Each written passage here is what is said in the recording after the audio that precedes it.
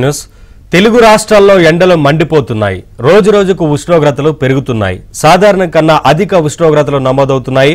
గత కొన్ని రోజులుగా ఉష్ణోగ్రతలు 5 డిగ్రీలకు మించి నమోదవుతున్నాయి. దీంతో జనాలు ఉక్కిరిబిక్కిరవుతున్నారు.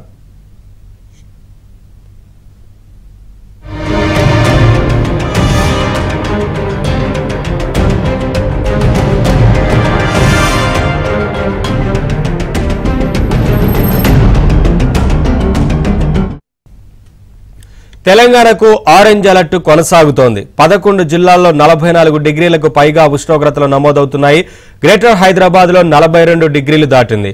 మరో 2 రోజులు అప్రమత్తంగా ఉండాలని వాతావరణ శాఖ సూచిస్తోంది.